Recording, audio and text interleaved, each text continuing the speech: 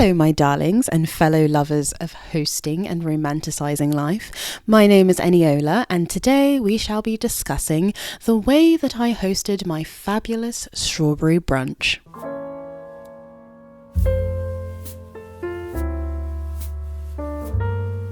I first got the idea to host a strawberry brunch when I looked at what would be in season around this time. Once I knew I wanted to do a strawberry themed brunch, my immediate thought was, what if everything I served had strawberries in it? Which then led me down the path of strawberry pairings. I have learnt that strawberries pair exceptionally well with different types of cheese. Feta cheese, really sharp cheddar, brie. Once I knew that strawberries and cheese paired really well, I sort of thought maybe I should call my strawberry brunch Strawberries and Savories, and let it be an exploration of that sweet and savory combination.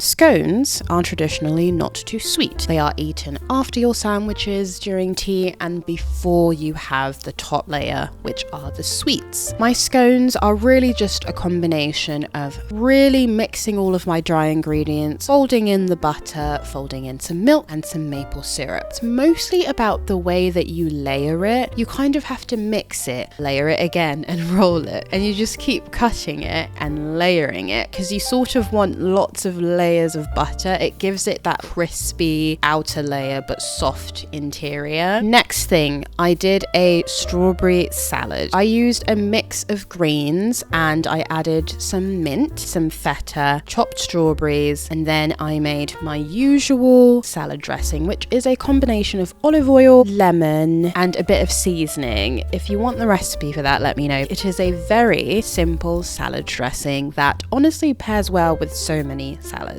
For my tea sandwiches, I decided to go with a brioche bread, layered it with some butter, had some strawberry jam on one side, and some aged Irish cheese on the other side. I also like to add a little bit of black pepper into the jam when I am doing a savory and salty combination. That little bit of pepper is a bit of a contrast, but it brings out both flavors so well. I also had a brie board. This was the only other thing that I did in the oven, which was the brie. I had the brie in the oven on its own, then I chopped up some strawberries and put them in with the brie so that it could roast. And then I added some black pepper, of course, to cut through the sweetness even more. And then I sprinkled some gorgeous edible flowers to really make that presentation look that much more special. I put some gorgeous sourdough crackers around the cheese board. For the drinks, we had strawberry Moscato mimosas. After I had looked at everything on the menu, I thought to myself, is this too many strawberries? When you're putting a menu together, when it's themed,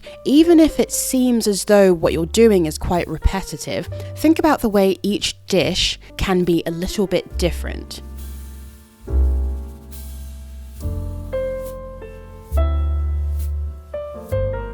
The way food is presented and plated is so important because it changes the way that your guests feel. This feels gourmet and luxury, and that is what I am always trying to achieve when I have a dinner party. For this tablescape, I really wanted to play with texture, pattern, and height. I had the most gloriously patterned tablecloth and decided to go with a completely different pattern for my napkins. The tablecloth was floral and my napkins were sort of polka dotted with the most gorgeous lace on the outside, and I got these gorgeously detailed napkin rings. My charger plates were beautifully weaved as opposed to getting a tablecloth with literal strawberries on them. I really thought to myself, what do strawberries feel like? And that is how I went about putting the tablescape together. My florals were quite pink, very pink, but different types of flowers, lots of greenery, and I wanted to make sure that my tablescape looked wonderful on its own, but also became elevated once I added all of my strawberry dishes.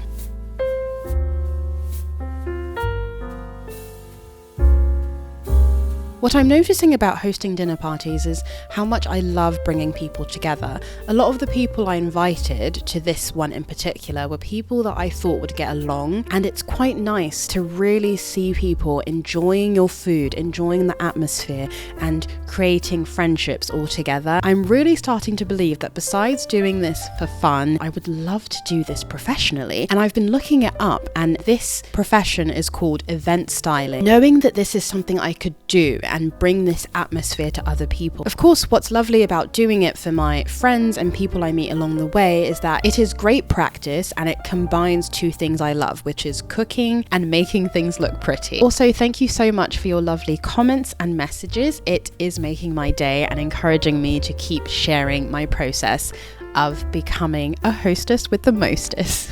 If you are a strawberry lover, I would like to know what you have paired strawberries with besides cheese. Or maybe cheese and strawberries are just married to each other, and that is just the fact. Let me know what else you would like to see. I have an idea to maybe also do a video showing you how to put together a traditional English afternoon tea. But I also have my tropical themed dinner party coming up, so maybe I film both and figure it out.